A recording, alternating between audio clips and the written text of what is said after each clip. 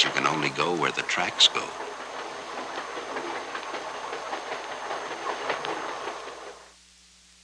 Life in the city moves at a slow pace. This is Pennsylvania Avenue in Washington. No trip to the Capitol is complete without a tour of the White House. President Wilson lives here now.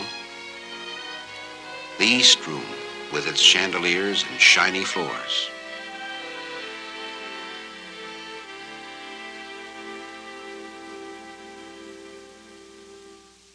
There's more hustle and bustle down at the market, Faneuil Hall in Boston, or in New York City on the Lower East Side.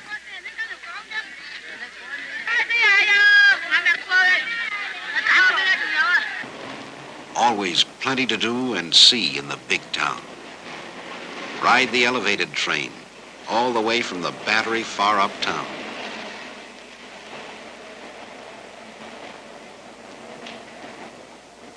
There's the Hippodrome, one of the big theaters in New York. Another way to see the city is a boat ride around Manhattan Island. All aboard. Watch out. Some city slicker may try to sell you the Brooklyn Bridge.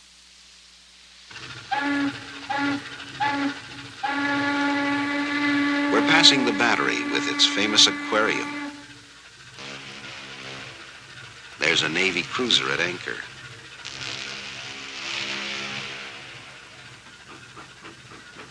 Great ocean liners along the Hudson River. Mighty tall buildings in New York City. The Flatiron Building, shaped like a triangle. And the Woolworth Building, 60 stories high, tallest in the world. Look at that traffic on Fifth Avenue.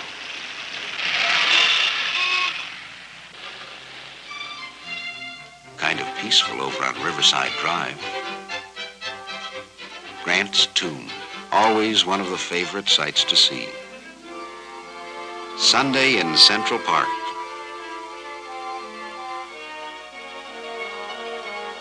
There's no place like it for a leisurely stroll or a boat ride on the lagoon.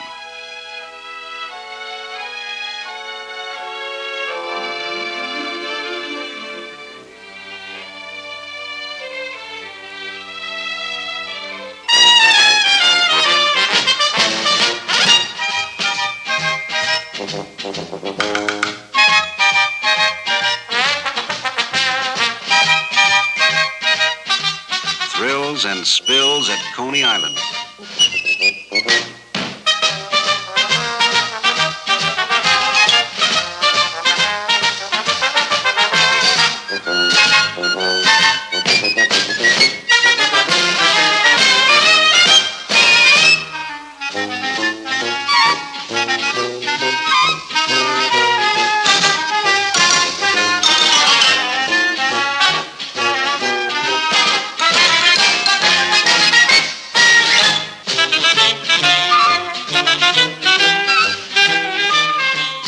Some folks even get wet if the water's warm enough.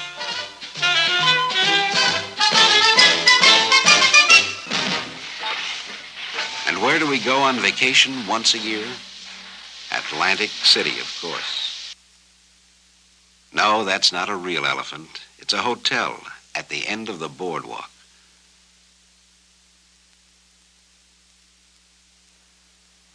Look, they're waving out the elephant's eye.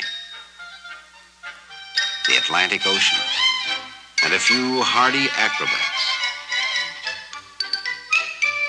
Most of the time, we'll stroll along the boardwalk or ride along in the rolling chairs.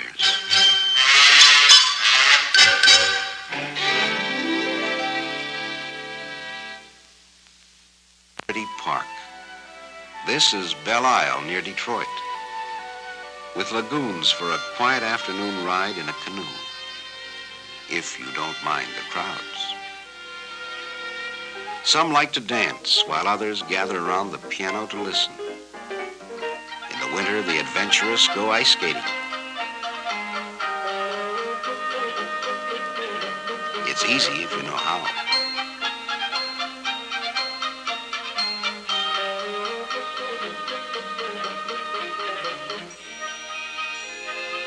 For the really daring, there's nothing like the thrill of an ice boat on a clear, cold day, or the fast track on a toboggan slide.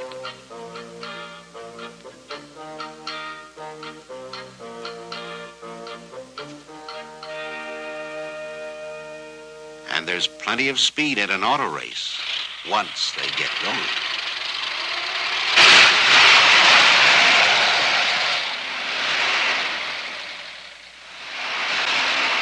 Buffalo Bill himself, William F. Cody, in his 71st year and straight as an arrow.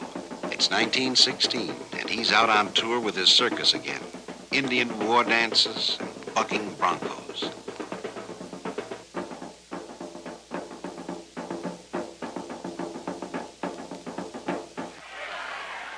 The opening of baseball season, and time to throw out the first ball.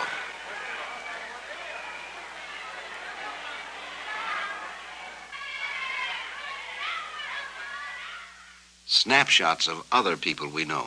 John Burroughs, the naturalist, waves to admirers. Luther Burbank, an expert in horticulture. In his experiments, he's removed the spines from the cactus. Says it's good to eat, too. We'll take his word for it. Thomas Edison in San Francisco in 1915. He's out for a drive with his wife and Mr. and Mrs. Harvey Firestone. Joseph G. Cannon of Illinois, former Speaker of the House of Representatives. Will Rogers, America's favorite humorist.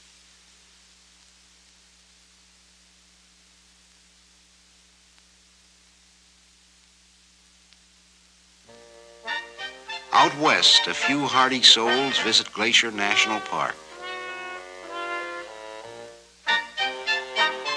They go for a climb. A little short on equipment, but strong in spirit.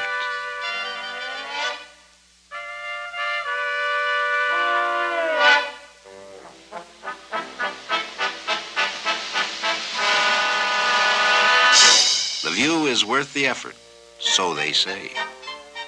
Uh-oh, there goes Dad.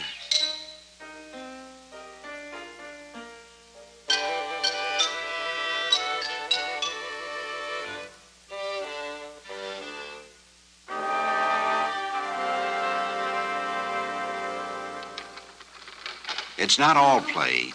There's still work to be done and no limit, it seems, to our natural resources.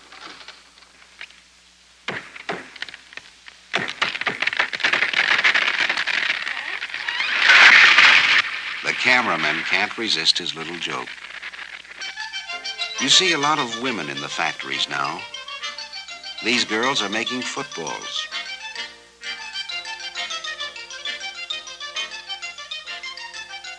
And these are making hats. There is a difference. Down at the post office, they're teaching the girls to sort the mail. One thing they learn in a hurry, don't pick up too many at once. Too bad.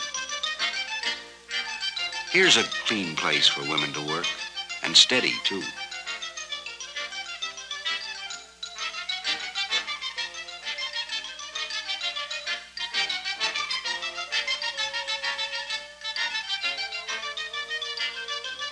Some men change their collars twice a week.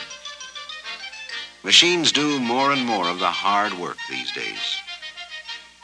For instance, here's the way they assemble the spokes and make the wheels for the Model T Ford in Highland Park, Michigan.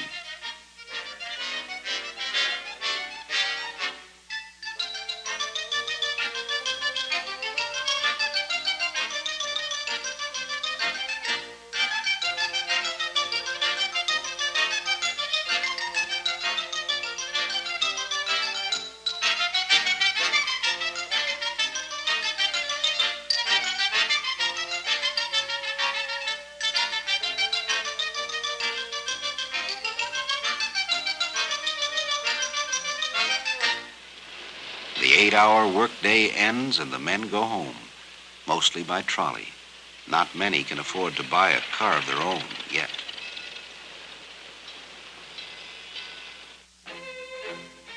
These men went home long ago, when the war between the states ended.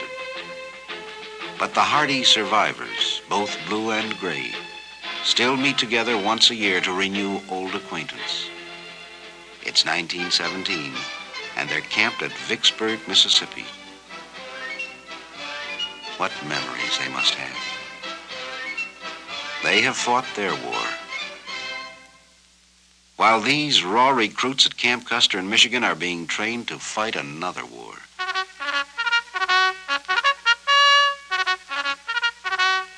The call goes out and youth responds enthusiastically.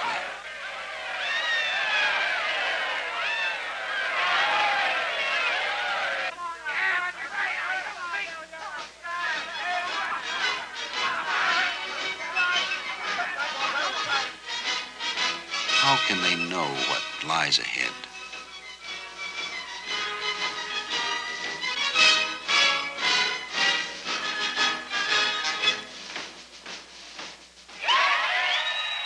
Just a year ago, we re-elected Woodrow Wilson as president. Now we're in a war we hope to avoid, but we're confident he'll lead us to victory. The mood of the nation changes. We talk about Liberty loans and Liberty cabbage. Food will win the war, and Uncle Sam needs you. Old heroes are popular again.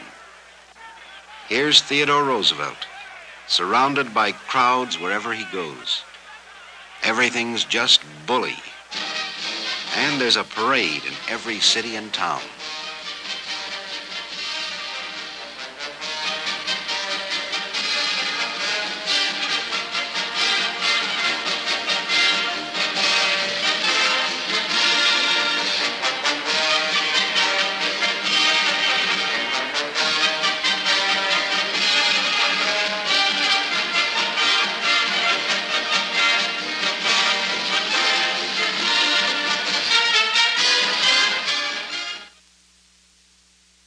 Training is deadly serious now.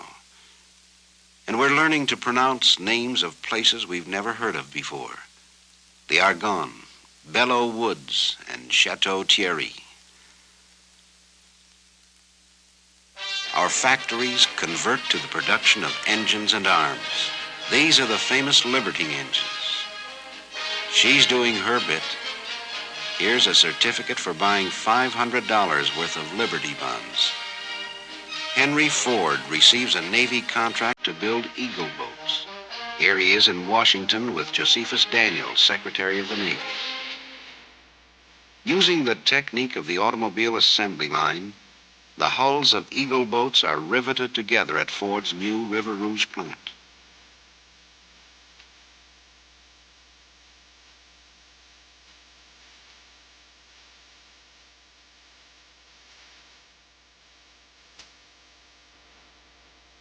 The launching of an Eagle boat.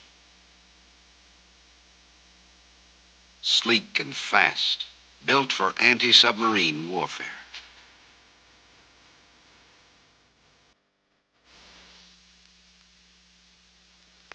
At Highland Park, Ford experiments with a small tank powered by 2 Model T engines. Can it cross the trenches? Not every time. Well, back to the drawing board.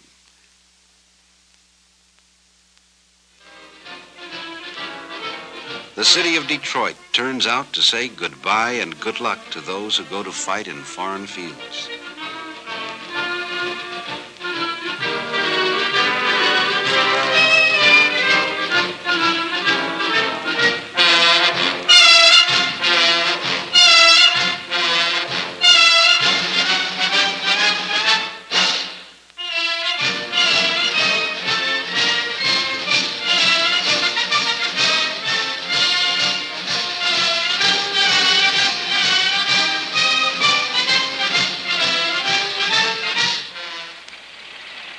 Don't give up on the small tank. Maybe those skids in back will help. It's going great.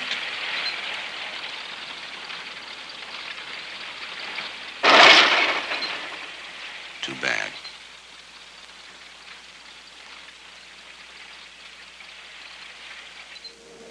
Big Brother shows how it should be done.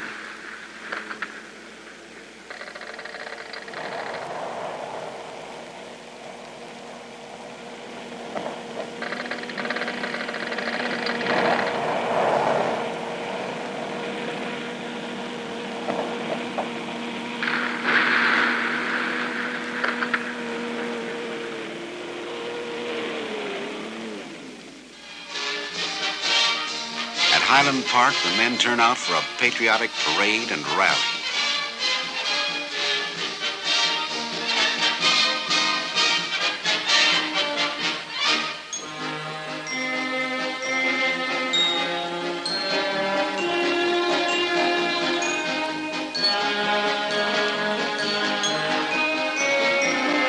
Another new weapon in this war. Not very effective as yet, but there's glory for the men who fly them. This is the first model of the Martin bomber.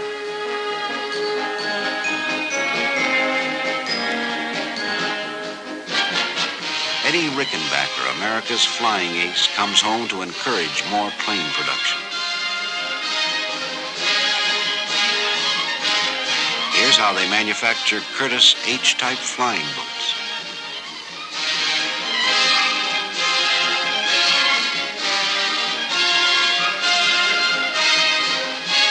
A Liberty engine.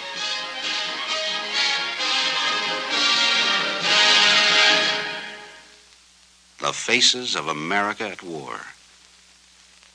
These are men working in the shipyard at Hog Island. The Red Cross girl, a familiar and friendly sight. Captain Kittle. He's worked at the Bureau of Engraving in Washington since 1864. Barracks life in an army camp.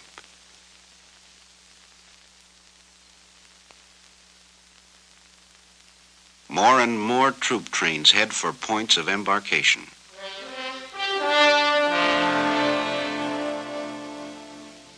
The last cup of coffee before we shove off.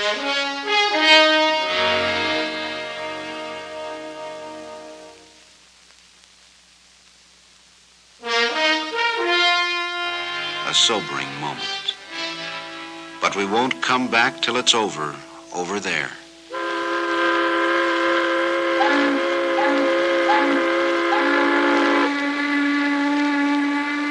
Meanwhile, back at the tank test, there goes another one. But soon the bugs are all ironed out and the government places an order for 15,000 tanks. Lord Northcliffe in Detroit, sent by King George to arrange for the shipment of Fordson tractors to Great Britain to speed up the production of food. He tries a new Fordson, followed by Henry Ford.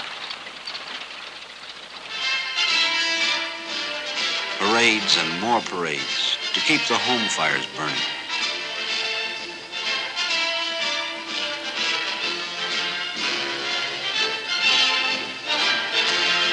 Now's the time to buy Liberty bonds so we can finish the job we've started.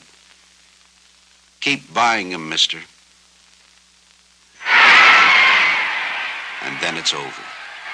All over. And the world is safe for democracy.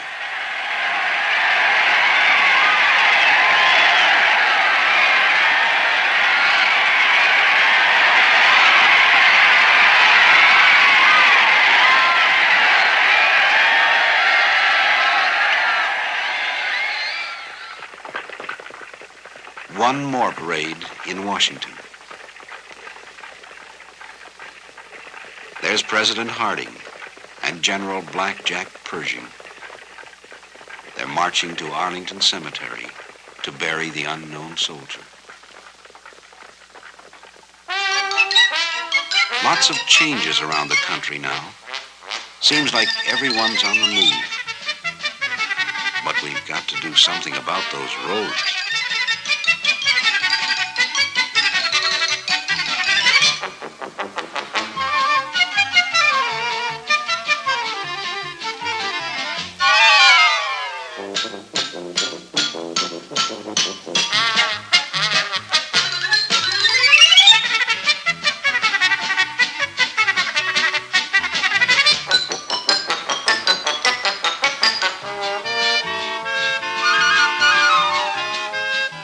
takes forever to cross a river this way.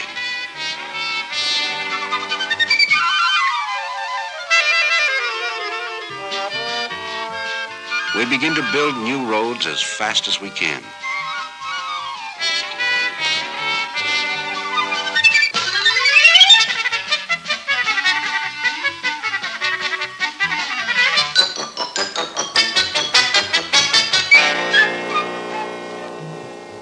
Mighty smooth riding now. There's one car that takes you anywhere you want to go. The Model T. Strong, sturdy, with a will of its own.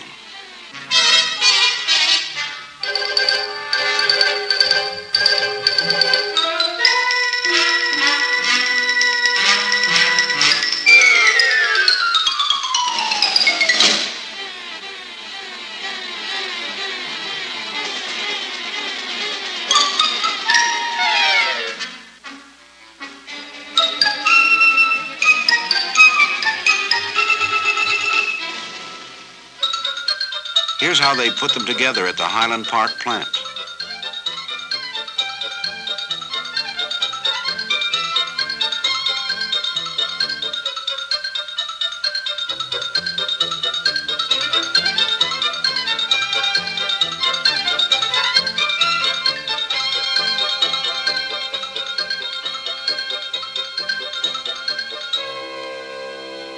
A car comes off the end of the line every 10 seconds.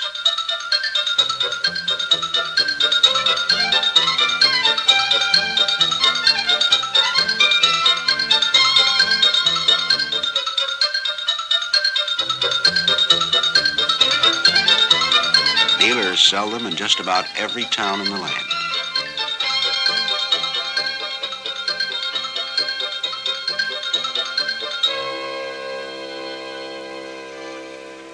There's no end to what you can do when you own a car. No longer locked on the land, the farmer's wife can get away from the farm for a while and take the baby down the road for a visit. Trucks take over the job of moving produce to market.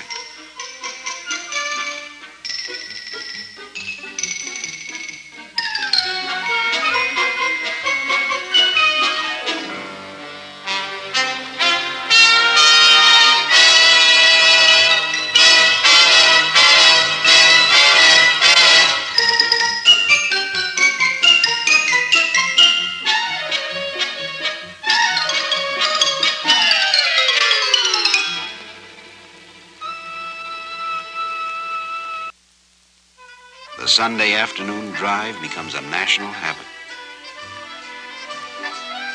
This is the Columbia River Highway out in Oregon, built in 1917.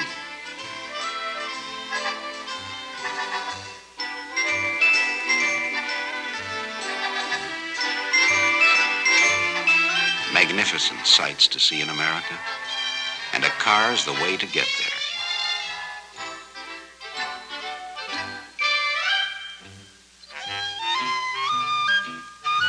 Watch, that bear is hungry.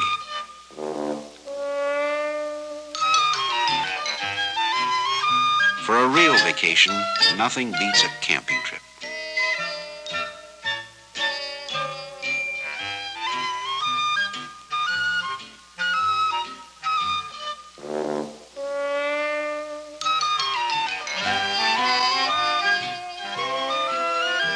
Picnics in the park or alongside the lake.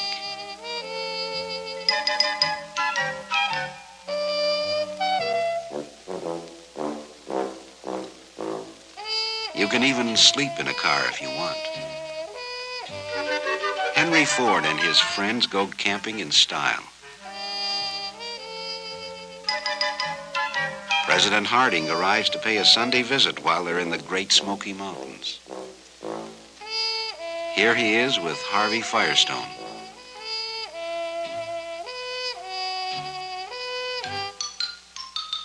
Ford chops wood for exercise.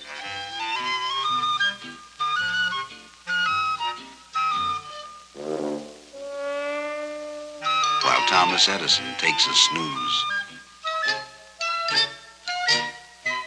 Firestone offers some friendly advice.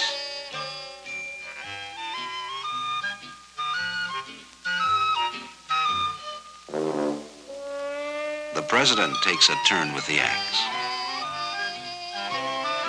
Ford, Edison, and the president read the papers.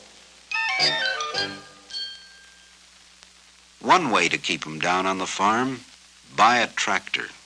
They're selling more every year.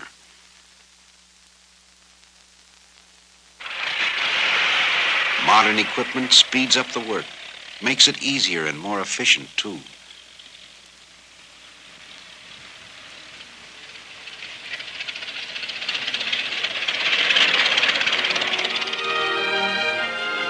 Now electricity does the chores for the farmer's wife.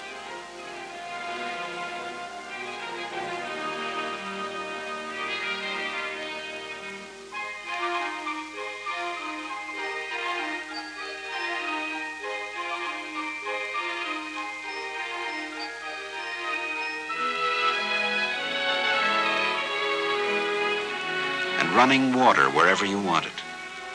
No more trips to the pump. And no more churning for grandmother. There's a growing problem in the cities. What to do about all the traffic? Sometimes it seems to go like this.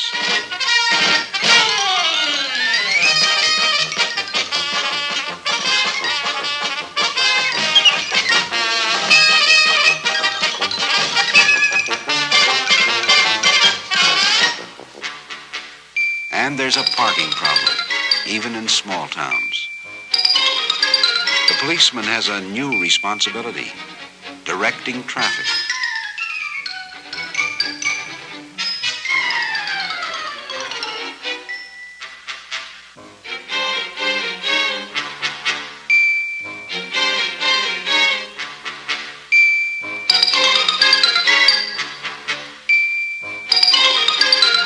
Steps are taken to dramatize the need for safer driving.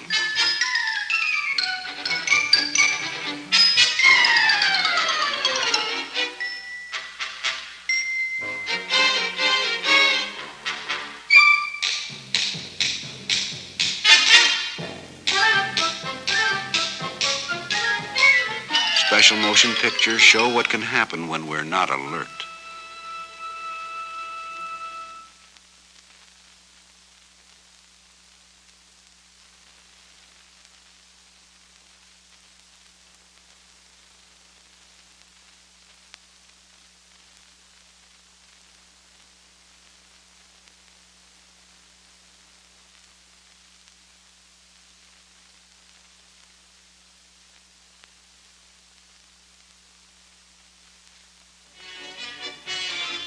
The age of the automobile changes nearly every aspect of American life. The tempo quickens in city and country. No longer a luxury, almost everyone can afford to own a car. And sometimes it seems that we're all on the road at the same time.